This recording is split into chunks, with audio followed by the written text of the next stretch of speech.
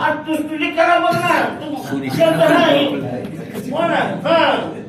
मला हे म्हणायचं त्यामुळं आपल्यातला आपण निवांत न गावता आपल्यात काय आपण निवांत तर बसा कमीत कमी ही मिळवायचं आहे. आणि अण्णानं दाद दिल्याबद्दल एक ज्येष्ठ पत्रकार म्हणून आणि अण्णानं हिमतीनं आपल्या सुनबाईला उभा केल्यामुळं अहो मी आम्ही दोनदा कारखान्याला पडलो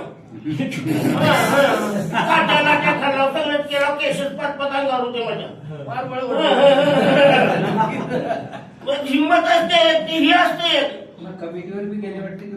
रेल्वेच्या बोर्डावर उतरून केंद्राच्या बोर्डावर बी घेतो पुन्हा तशी उत्पन्न बाजार समितीवर होतो ती बी मिळालं फळ नाही असं नाही. पण माझं काय म्हणणं आहे आपली तेवढी हिंमत नाही. आता उद्या रामभाऊ जिल्हा परिषद होऊ शकते का सांगायचं त्यांना आपण साथ द्यायचं निवादात बसायचं नाही. रामभाऊ काय आता पत्रकार झाला केला आता उभा असं बोलत बसायचं नाही. तुझ्यानं मदत होते तरी आपल्या आपल्या परिवारातून बोलायला मदत करावंच लागतंय. त्यामुळं अण्णानं जी ही केली असं पत्रकाराचं एक नाव पहिल्या नाव रोशन केले त्याने किमतीनं उभा टाकले पत्रकाराची उत्तर आलं की नाही नाव. त्यामुळे अण्णाला मी ज्येष्ठ पत्रकार म्हणून आज पत्रकार दिनाच्या औचित्य साधून मी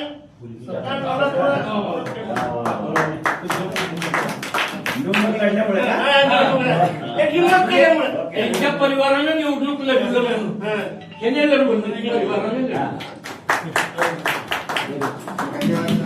आणि सर्वात महत्वाचं मोहन भाऊची हा मोहन भाऊच्याच मागे आम्ही सांगत होतो. पण आता सगळं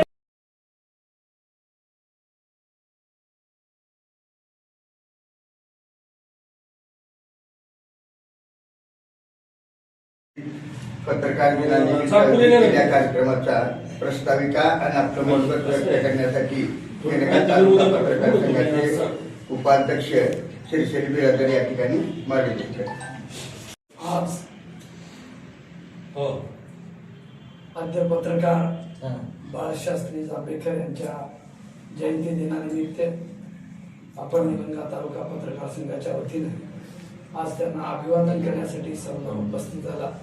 त्याबद्दल सर्व उपस्थित पत्रकारांचं या ठिकाणी तालुका पत्रकार संघाच्या वतीने मनपूर्वक हार्दिक स्वागत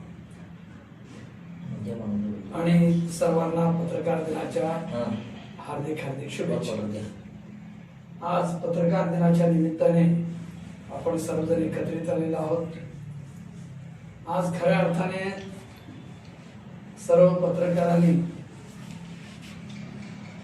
आत्मचिंतन करण्याचं वेळ आलेली आहे सर्वांना, माझ्यासह सर्वांनाच. कारण आज डिजिटल माध्यमामुळे प्रिंट माध्यमावर काही बंधन आलेले आहे आणि जो तो डिजिटल माध्यमाच्या मागे धावत आहे ही एक चांगली बाब आहे. डिजिटल मीडियाने पत्रकार क्षेत्रात क्रांती झाली. एका दृष्टीने ही सकारात्मक आणि एक चांगली गोष्ट आहे. परंतु या बदलत्या काळानुसार डिजिटल माध्यमाच्या अशा परिस्थितीमध्ये सर्वांनीच, कारण आज पूर्वी जो ज्या पद्धतीने पत्रकाराकडे पाहण्याचा दृष्टिकोन होता, समाजाचा असो, राजकीय लोकांचा असो, शैक्षणिक क्षेत्राचा असो, की आज प्रत्येकाची भूमिका बदललेली आहे. तर ही भूमिका बदलली, याला सामान्य पत्रकार जबाबदार नाही, याला खऱ्या जबाबदार याच्यातले जे पत्रकार क्षेत्रातील जे प्रमुख माध्यम आहेत आणि खपाच्या अनुसार जे काम करतात त्यांचं खप चांगलं आहे. जे जुने वर्तमानपत्र आहेत तेही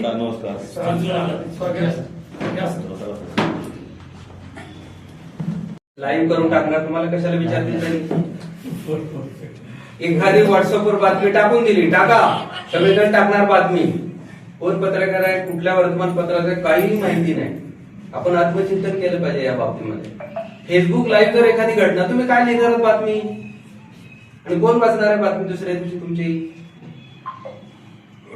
आता सजवी साहेबांनी सांगितल्याप्रमाणे मतभेद मनभेद विसरून आपण सगळेजण जर एकत्र आलो तर निश्चितपणे कुठेतरी आपलं अस्तित्व राहणार आहे येणाऱ्या काळामध्ये. मला सांगा तुम्ही मागच्या 5 वर्षामध्ये जे आपल्याला महत्व होतं, पत्रकार बोलवणे, संवाद साधणे, किंवा ज्या काही सगळ्या काही गोष्टी होत होत्या, पण आता अलीकडे होत नाही. आता आम्हालाही स्वतःला म्हणजे लाज वाटते की अरे कोणी बोलवत नाही, कोणी महत्व नाहीये, कोणाचं काही अस्तित्वच राहिलेलं नाहीये. आता अलीकडे इलेक्ट्रॉनिक मीडिया, मी सुद्धा आलो सोबत त्याच्यामध्ये, की कुणी बोलवतच नाही, म्हणलं आपलं एक चॅनल काढावं, हा उद्देश त्याच्यामध्ये. ठीक आहे, त्या चॅनलला कोणी महत्व देईल, सबस्क्रायबर कमी होतील, जास्त होतील, व्ह्यूज होतील, न होतील, पण मत तर मांडता येईल मला माझं, एवढं तरी स्वातंत्र्य आहे.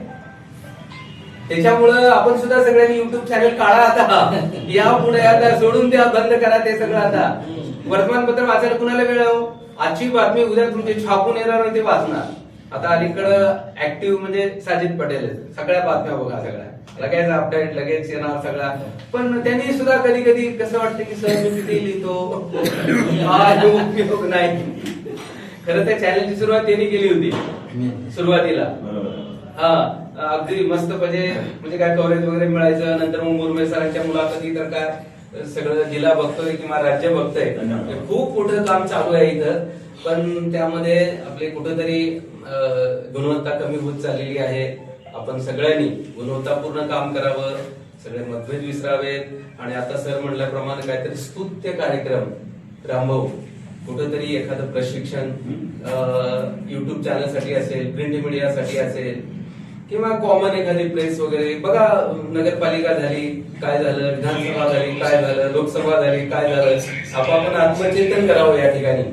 आणि थोडस जरा कसं आहे, या निमित्त सगळेजण परत एकत्र येऊयात, परत या संघटनेला उभारी देऊयात, परत सगळेजण जर एकत्र आले आणि काय हो आपलं काही थोडस जरा विचार जर केलं तर काही राहिलेलं नाही म्हणजे अस्तित्व आपलं. दिवसेंदिवस आपण एक पाय खोलतच चाललेला आहे. कारण इलेक्ट्रॉनिक मीडियाचा वापर एवढा मोठ्या स्वरूपात चाललेला आहे. मी तर म्हणतो राजकीय पक्षांना कुण्याही युट्यूब चॅनलची सुद्धा गरज नाही. फेसबुकला संपला विषय, एखाद्या घरामध्ये जायचं, मुलाखत द्यायचं, व्हायरल करून टाकले, संपलं. मग काय तुम्ही तुमचं उद्योग सोडता, घर सोडता, कुटुंब सोडता, रस्त्यावर फिरता, उन्हात फिरता, धुळीत फिरता, आणि त्याच्यामध्ये जर तुम्ही त्याला जर महत्व देत नसेल तर कुठं तर थोडेस जर आत्मचिंतन करावं. तर मला बोलायची संधी दिली आता सचिवांनी परत एकदा. आज गेल्या 2024च्या नंतरचेच तब्बल 1 वर्षाच्या बादच आपण आज एकत्र आलेलो आहोत. त्याबद्दल पत्रकार संघाचे अध्यक्ष सचिव यांचे धन्यवाद देतो, आभार व्यक्त करतो. सध्याचं युग electronic media, YouTube channel, Facebook live ही खूप मोठ्या प्रमाणात आज उदयाला आलेला आहे. त्या संदर्भातच प्रिंट मीडियावर एवढा आघात झालेला आहे की प्रिंट मीडिया हा नामोशेष होण्याच्या मार्गावर आहे सध्याची. तरी प्रिंट मीडियाला जीवन ठेवण्यासाठी सध्या तरी काही मार्ग दिसत नाही किंवा सरकार कोणतेच उपाययोजना नाही. त्याबाबत खरोखरच जर स्पर्धेत राहायचं असेल प्रिंट मीडियाच्या, तर आपल्याला स्वतःच्या पायावरच उभा राहून आपल्याला संघर्ष केल्याशिवाय पर्याय नाही. तसेच लोकसभा विधानसभेचं आपण चित्र पाहिलंच आहे. काय अवस्था होती प्रिंट मीडियाची, काय देण्याचे निर्णय राजकीय पुढाऱ्याला असत,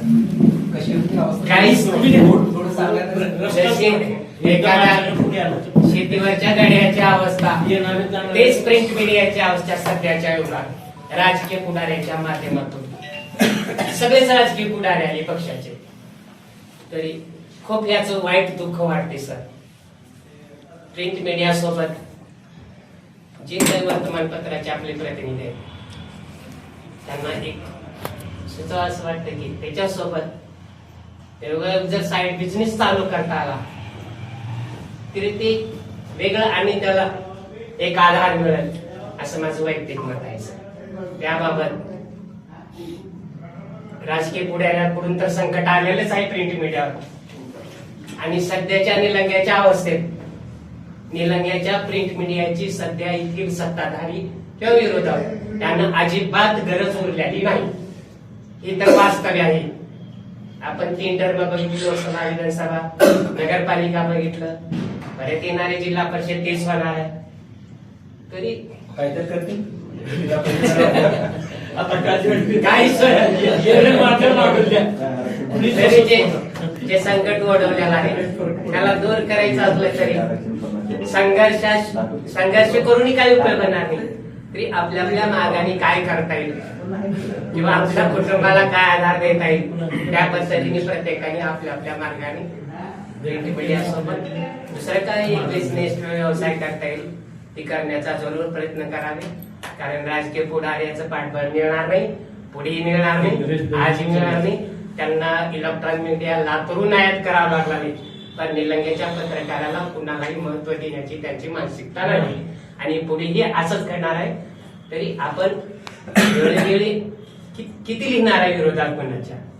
निलंग्याचे नुकतेच आमचे आम्ही एकदा गेलो होतो, त्यांनी बोलता बोलता साहेब सगळं थोडी दुसऱ्या भाषेत म्हणजे बघा थोडं हे करा. त्याची भाषा जर एवढी मोठी आलेली होती, घरी खायचं शेती खायचं अशी भाषा झाली. आणि त्यांनी काळ्या धंद्याची स्वतःच कबुली दिली की बाबा आमच्याकडे सध्या सगळेच चालू आहे, पण द्यायचं का. हे असे काही अधिकारी जाणून दोन्ही शहराच्या किंवा इतर सर्वसामान्य जनतेच्या मनगोटीवर बसलेले त्यापुढे संघर्ष करा, मार खावा, काय करा, कोणी दखल घेणार नाही. आपल्या आपल्यापर्यंत आपण खंबीर झालं पाहिजे, आपला संघर्ष आपण केलं पाहिजे. येणारा भविष्य प्रिंट मीडियाला धोकादायक आहे. एवढ्याच आपल्याला त्या अगोदर एक संघटना आहे 88 ला रजिस्ट्रेशन झाले, 87 फेब्रुवारी 87 ला निलंगा तालुका पत्रकार संघटना आणि 1988 ला लातूर जिल्हा मराठी पत्रकार संघाचा मी संस्थापक. त्यावेळेस ते पहिले अध्यक्ष चंद्रकांत मिटकरी होते आणि जयप्रकाश दगडे सचिव होते. आज कालांतरे बदल झाले. लातूर जिल्हा 1982 ला झाला. दोघच पत्रकार होतो, आवराचे PR पाटील आणि आम्ही. त्यावेळेस पासून आम्ही काम करतो. आता 42-43 वर्षामध्ये बरेच फेरबदल झालेले आहेत, घडामोडी झालेले आहेत. आता धावतं जग आहे. तुमचाही वेळ मी काही जास्त घेणार नाही. आता हे काय जुना माणूस आहे बोर करीन म्हणून काही पडण्याच्या बेतात जबरदस्तीनं बोलवतो. माझी संघटना सध्या धर्मदायकर आहे, निलंगा तालुका पत्रकार संघटना आणि जिल्हा संघटना. मी 36 वर्षापासून लातूर जिल्हा मराठी पत्रकार संघाचा मी कार्यकारिणी सदस्य आहे. आता मागच्या वेळेस मी 5 वर्षाखाली निवडी झाल्या त्यावेळेस सगळ्या पत्रकारांनी तुम्ही तालुक्याने एकमुखी ठराव घेऊन मला जिल्ह्यावर पाठवलं. त्यांनी 2 प्रतिनिधी पाठवा म्हणलं तर तुम्ही म्हणले 2 गरज नाही, तुम्हीच प्रतिनिधित्व करा म्हणून आम्हाला पाठवू. हे सगळ्या मोहनाचा मोठेपणा.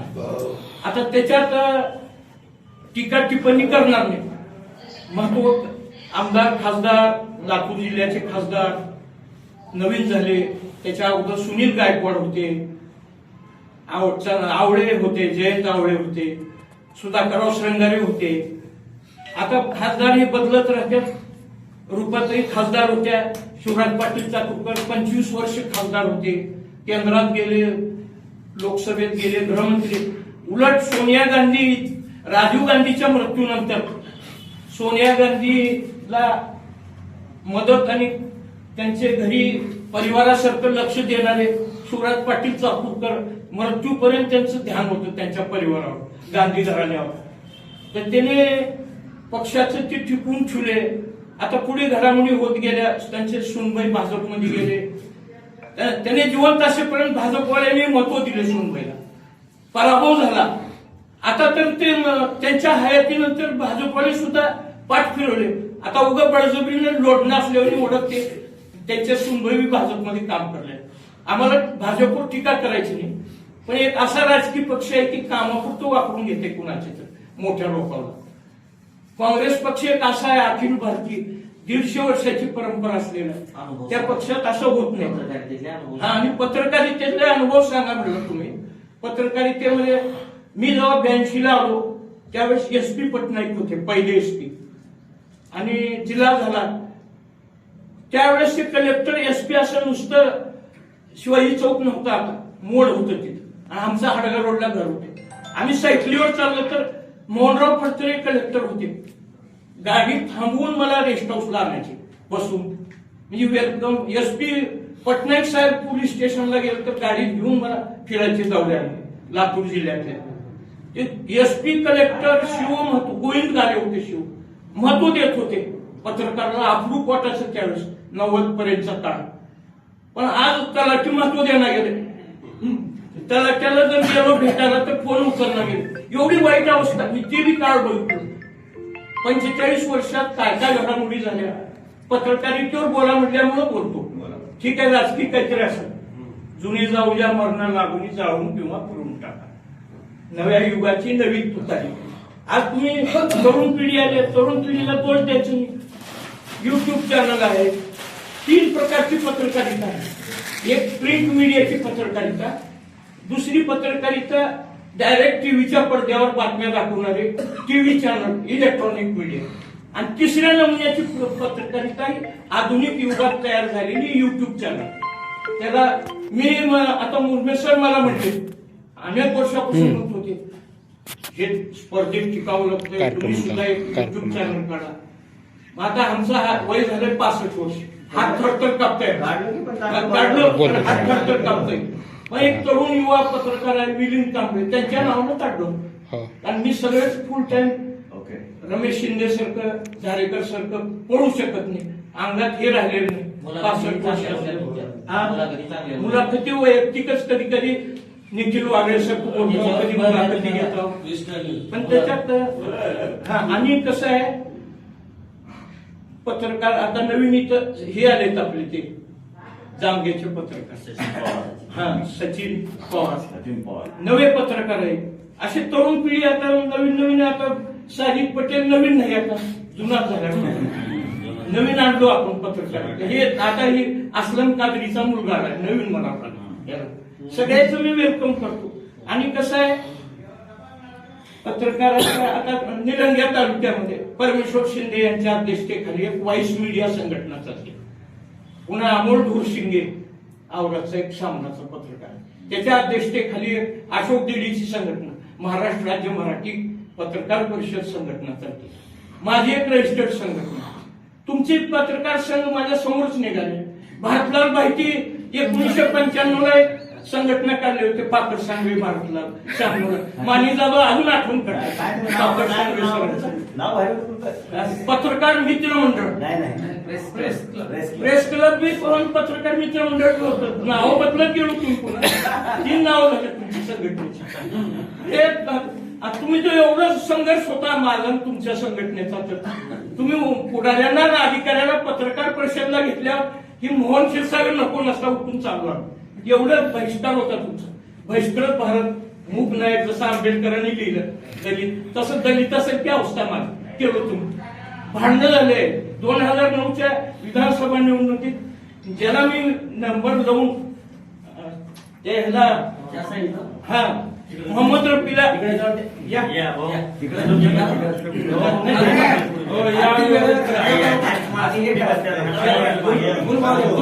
त्या मोहम्मद रफीला विधानसभेला उभारला. त्याचा इंजिनिअरिंगला शिवाजीराव साहेबांना सांगून फुकट नंबर लावला. सुनील गायकवाडच्या हॉस्टेलवर फुकट खासदार झालेले. तर त्याच्यात एवढं टोकाचं, शेवटी नारायण सुमुशीने पंढरीनाथ जाधव हे सगळ्यांनी समेट घडून आपल्याला 2010 पासून पुन्हा पुढे एकत्र आणले.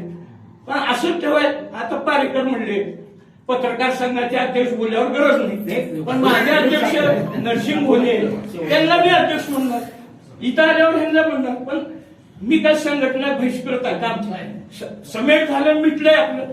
मिटल्यावर पुन्हा सुद्धा सकाळी नीट बोलण्यात गेले खूप आपण 2-3 वाजता दुपार. म्हणजे किती मानसिकता कशी आहे खासदार झाल्या तर घरच्या झाल्या नाही, आपल्या फुटीचा फायदा राजकारणी लोक नगरसेवक घेऊ लागले. तरी मी तुम्हाला आज उगाच सकाळी खोटं बोललो, तुम्ही कळवतो, मी ग्रुपवर टाकतो. मी तर ग्रुपवरच नाही टाकतो, ग्रुपवर. असं मी काय जास्त कुणावर टीका करणार नाही. ज्याला त्याला अधिकार आहे. आता तरुण पिढी आहे, मला मानत नाही कोण ऐकता नाही काय आपलं जाऊ मानत नाही. आता ते मी आता थांबवतो. मी आता कुठेतरी थांबायला पाहिजे. मी कुणाला उद्देशाचे डोस पाडणार नाही. पण आपल्या दोन्हीचा फायदा गेल्या 25 वर्षात सर्व राजकीय पक्ष, सर्व नेते सगळ्यांनी फायदा घेतलेला आहे. तिची वेळ येऊ नये म्हणून मी आलो. तरी सुद्धा मी चलाकीनं बघत बघत हातखाली बघत आलो. मला वाटलं की तर आता मी झाला होता. अतिशय एकसंघ झाला आपला निलंगा तालुका. अतिशय सुंदर काम आहे. सगळ्यात महत्वाचं मोठं काम म्हणजे एकसंघ झाले बरं का. पण एकसंघ झाले, पण मला काय म्हणायचंय, आता उदाहरणार्थ आपल्या नानसून बैला उभा केली, निवडणुकीला उभा केली, तर आपल्याला होईल तेवढं आपल्या परिवाराचा म्हणून रामभाऊ उद्या उभारलं. एक मदत करणं आपली गरज आहे बरं का. उगा कुजबुज बोलत बसणं ही मला पास नाही. त्यामुळं आपल्या परिवारातलं असल्यामुळं आपण होईल मदत जर न होत नसलं, आपल्याला काही होत नसलं, कमीत कमी निवांत तर बसावं. त्या चेष्टेच्या हिमतीने त्याने ही करू राहिल्या, चेष्टेच्या ही करू राहिल्या, त्याच्यामुळे त्याला उलट दाद द्यायला पाहिजे. ही सगळ्यात महत्वाची बाब मला हे आपल्यातला मला एक गुण मला हे उजागर करावं वाटलं म्हणून बदल. कारण आपल्याला नाकाहून आपण निवांत राहावा. आता मुर्मे सर त्यांनी चेष्टेच्या कला कौशल्य नाही तसे जयंती दिन जो संपूर्ण महाराष्ट्रभर देशभर दत्तम दिन म्हणून साजरा केला जातो. त्यानिमित्तानं आपण सर्व पत्रकार उपस्थित आहोत.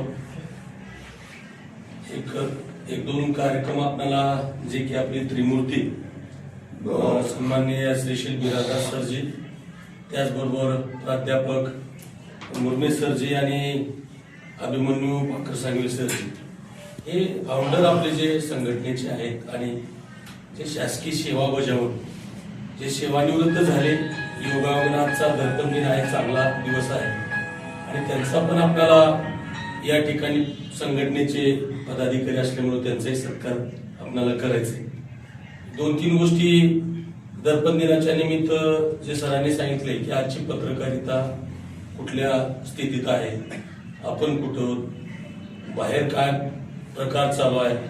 डिजिटल मीडियामुळे जसं कसं झपाट्यानं एखादी बातमी व्हायरल झाली, आबानं सांगितले की फेसबुक असेल, इंस्टाग्राम लाईव्ह झालं म्हणजे बातमी संपली. खरं आहे ते. कारण आज बातमी देणं, उद्या वाचणं, वाचायला वेळ नाही.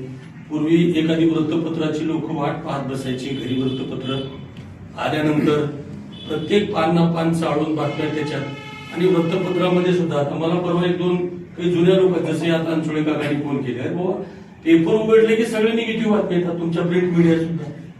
आणि हाना मारे दरोडे कुठलेही निगेटिव्ह घटना, परंतु हे मूल्य जे आहे पत्रकारितेचं असेल, वृत्तपत्राचं मूल्य असेल, हे हळूहळू मूल्य सुद्धा घसरत चाललंय मित्र.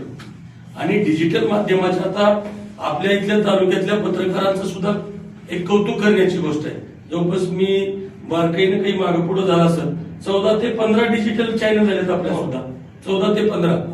तसं आता बिराजदार तरुण भारतचं आहे, आमचं सरकारनामा डिजिटल आहे, तुमचे 2 आहेत, इकडं आपलं पाटलाचं आहे, माधवराव आहेत, कादरी आहेत, त्याच्यानंतर तिकडं आपलं मिलिंदजी आहेत, किशोर आहेत, पुढारीचं चॅनल आहे. हे सगळे डिजिटल, जवळपास 14 ते 15 डिजिटल. आणि आता कसं आहे, एवढं व्हायरल एखादी विषय लगेच घेतला, क्विक माधवरावची तरी एक बातमी लागली तर 2.5 लाख त्याचे म्हणजे व्ह्यूअर्स आहेत, 3-3 लाख, 5-5 लाख, 7-7 लाख व्ह्यूअर्स. म्हणजे एवढं लोक सुद्धा पेपर वाचण्यापेक्षा झपाट्यानं मोबाईल हातात आहे, पेपर काढत बसायची गरज नाही, क्लिक करायचं काय. त्याच्याही मर्यादा 7 मिनिटाची 5 मिनिटाची बातमी कुणाला ऐकायला वेळ नाही, ठीक आहे, एका लांब प्रवासात वेळ आहे तो ऐकल, परंतु 40 सेकंद 60 सेकंद 1 मिनिट 1.25 मिनिट 1.5 मिनिटाची जी काही छोट्या बातम्या ते म्हणजे त्याला पट लाईक भेटणे व्यवस्थित भेटणे असा प्रकार सध्या सुरू आहे. वेळ नाही कुणाकडे. आणि या स्पर्धेच्या युगामध्ये असं आपण चालत असताना सुद्धा आपला जो संघ आहे एक परिवार म्हणून आपण गेल्या अनेक वर्षापासून काम करतो. जे काही पत्रकारितेच्या माध्यमातून आता भाऊने सांगितले, अण्णांचं अभिनंदन आहे की राष्ट्रीय पक्षाची त्यांना उमेदवारी पण मिळाली, त्यांनी हिमतीने निवडणूक लढवली. ज्या वेळेस अण्णाच्या वेळेस जे काही मध्ये प्रकार झाला त्यावेळेस संघ म्हणून त्यांना पर्सनली फोन करून अडीअडचणीला आम्ही त्यावेळेस काही आमची टीम आपण केलेलीच आहे आणि या अण्णाला पण माहित आहे. दुसरी इथून नेते अनेक जिल्हा लेवलवर, राष्ट्रीय लेवलवर, महाराष्ट्र स्टेट लेवलवर घडतील, परंतु हळूहळू आपली गरज संपू लागली. जे की आपण कुठं तर वाढेत वेळ वागडं वेळ लिहिल्याशिवाय किंवा कुठं तर बोट वाकडं केल्याशिवाय जसं लोणी निघत नाही, त्या पद्धतीनं आपण सुद्धा त्या पत्रकारितेच्या माध्यमातून करायला पाहिजे. परिवारामध्ये असताना आता आपले म्हणजे ते सहज विषय निघाला म्हणून किंवा आता असलमजी त्याची काही हॉस्पिटलच्या अडचणी त्यावेळेस संघ धावून गेला, मदत केला. आपले हलगीकर असतील त्यांच्या अडचणींना सुद्धा आपण वेळोवेळी मदत केलीच. पुन्हा रामदासी साहेबांचा एक आपण चांगला कार्यक्रम घेतला. जेवढं शक्य आहे त्या दृष्टीनं प्रयत्न आपण केलेला आहे. जरी समजा एक आजच्या पत्रकारितेच्या संदर्भातले जसं पत्रकारिता डिजिटल झालेली आहे, प्रिंट मीडिया हळूहळू कमी होत चाललाय, परंतु अजूनही प्रिंट मीडियावर विश्वासार्हता आहे, विश्वास आहे लोकांचा. संग्रह करून जतन करून प्रिंट मीडिया ठेवला जातो आणि त्याचा पुरावा म्हणून सुद्धा वापर करण्यासाठी अजूनही एक पिढी त्याची कार्यरत आहे. भविष्यात जे होईल ते होईल, तो भाग वेळा ते आपल्याला ऍक्सेप्ट करावाच लागेल.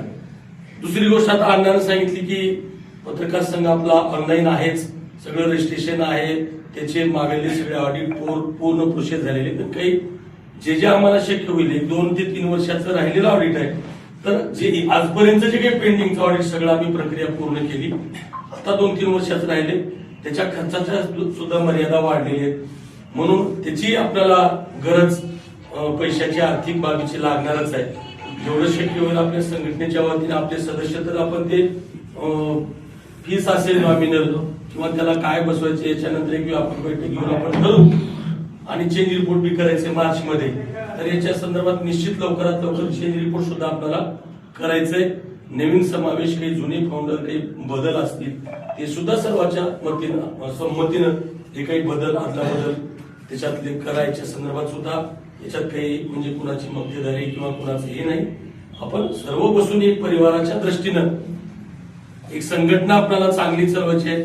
निश्चित एखादी काम कमी जास्त होईल, परंतु संघटनेच्या नावाला गालबोट लागेल असं या संघटनेच्या पदाधिकारी असतील, या संघटनेतील सर्व सदस्य असतील किंवा आम्ही कुठं गालबोट लागायचं तर किमान या मागील काळात कधी केलेलं नाही, हे मी स्वाभिमानानं सांगू शकतो. दुसरी गोष्ट की आता आपल्याला सत्कार करूच, पण या दर्पण दिनाच्या निमित्तानं एक चांगला उपक्रम जसं आता सरांनी सुचवलं, निश्चित आपण एक या 15 दिवसात एक बैठक घेऊ.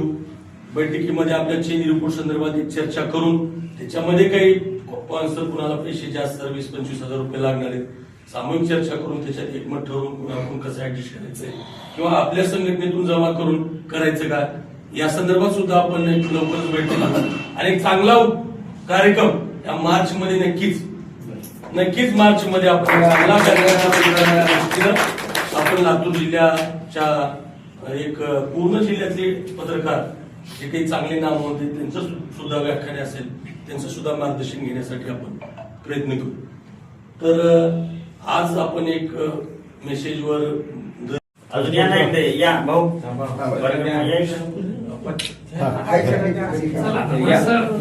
मला बाहेर घेऊ ना संपल्यानंतर असा सगळे आनंदी चेहरे